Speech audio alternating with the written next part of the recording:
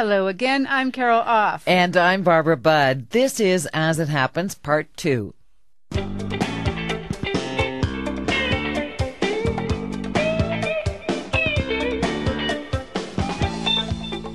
Coming up, an RCMP officer who testifies at the trial of two former Croatian generals. And after 7 months of wondering, it's no longer antlers away for a relieved artist in the Yukon. Those stories and more are still to come on As It Happens.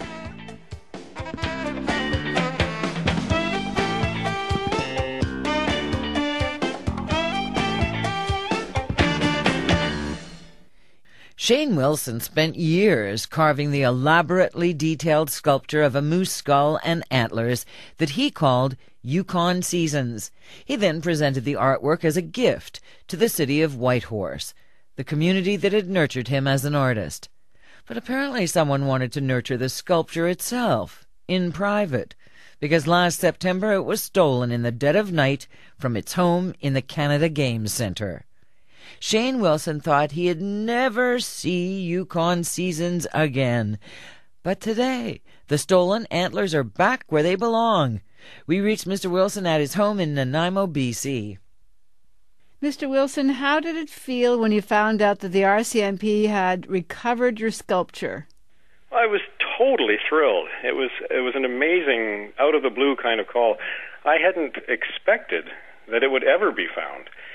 And so when Laurel Perry, who's the head of the Yukon Government Arts Branch, called to let me know that it was found, I was just flabbergasted, stunned, but thrilled, you know? Now, they say that the Whitehorse detachment of the RCMP said that they, a few days ago, had been brought in by an anonymous person, someone who was not involved with the theft. What do you know anything more than that? That's all I know. Yeah, and I'm completely grateful to whoever the anonymous person is, because without them, it would still be missing. But the thief is still at large then? Well, I don't know. I assume that that's the case, since nothing further has been forthcoming in the news, and that's all I've heard. And do you know if the sculpture is intact? Was it damaged at all? Well, from what I understand, what Laurel says, the sculpture, at the time it was stolen, the thieves, when they were breaking it out of the display case, broke off one of the tines, which are the sort of pointy bits on the moose antler, and it was left behind. And as far as Laurel can see, that's all the damage that's been done. Other than that, it's intact. She said it seems to be a little bit of a darker color, which means that maybe it was in a house where there was wood smoke or cigarette smoke, or maybe in a shed somewhere. I don't know. Now, it was the only thing that was stolen that day. Is that correct? That's what I understand, yeah. And there were stealable things, I guess, that the thief or thieves could have walked away with. There was tons of stealable things. Cash machines, art on the walls, God knows what else in the weight rooms and things like that, depending on what you wanted. I mean, the place was wide open. Do you think that it was targeted, that sculpture? Well, that's what they say. I mean, unless I was able to speak with the thief myself, I wouldn't really know. But the assumption is that it was a highly targeted theft. They understood that the window of opportunity was there, and they took it. I guess that's kind of flattering in a way. Yes.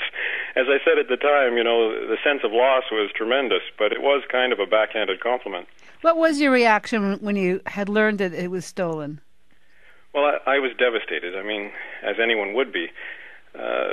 In order to help your listeners understand, it was a carved moose antler and skull set, which, I mean, if you know anything about moose, they're the largest sort of land animal in the Yukon. They're huge.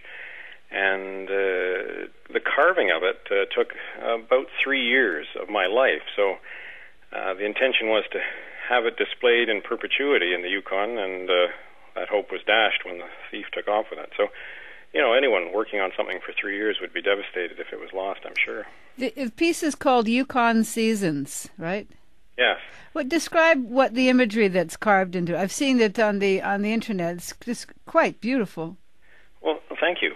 In order to understand, I guess it's about 4 feet wide by 4 feet high by 2 feet deep.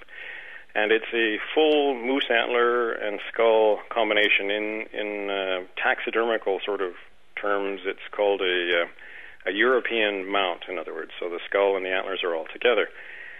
And the entire piece is carved with the different seasons of the Yukon represented by various animals and imagery and so on.